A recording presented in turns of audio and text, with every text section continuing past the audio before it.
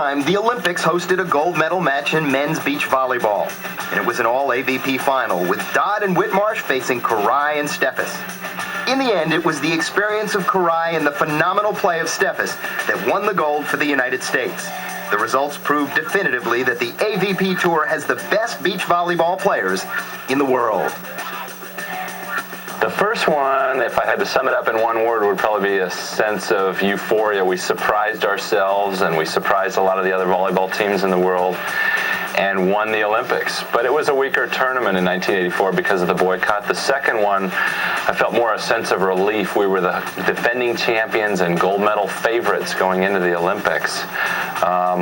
If we hadn't played our best, it would have been a big disappointment. This year, in 1996, with the beach volleyball competition, I felt just a tremendous sense of accomplishment, having been able to be a part of gold medal winning teams, both indoors, 6-on-6, and on the beach, 2-on-2. To be able to excel at both versions of the sport, I think, is an accomplishment that I'm very proud of.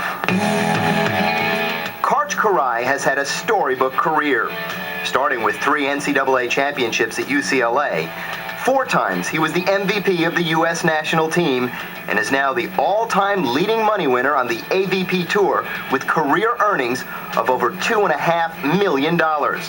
Combined with 126 victories and the first Olympic gold medal in beach volleyball history, Karch can put to rest any doubts that he is the greatest player in the history of the game. As long as I'm still having fun at it, whether I'm winning a lot or not winning a lot, if I'm having fun, I plan on having some more good years. If I'm not winning much and not having fun anymore, then I'll be done playing, and I don't know how that'll feel once I get to that point. When I first started playing, I was playing with St. John, and it was a much different game in the sense that there was no jump serving, there was much less aggressiveness in the game, much less blocking at the net.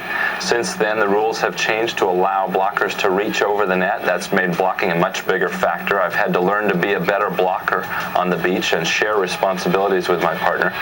And then jump serving in the last few years has accounted for a lot more points, both in direct aces and in near aces, and so I've had to improve my jump serve a lot, and that's something that I want to continue to improve every single off season. But those are the kinds of adjustments you have to make as this game evolves. You have to try to be at least in the middle of the pack in your skill levels in things like blocking and jump serving as those phases become more important.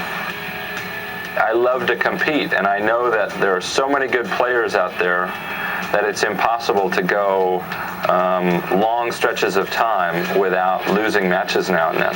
And one of the signs of a true champion is how a champion bounces back from a loss, from adversity. And I think Ken and I have been pretty strong in that regard. If we have a poor finish in a tournament, maybe a 5th place, we often bounce right back, and we're in the winner's circle the next weekend. And so I look at that as a challenge, and I relish that challenge also of not always being able to win, but coming back strong the next weekend.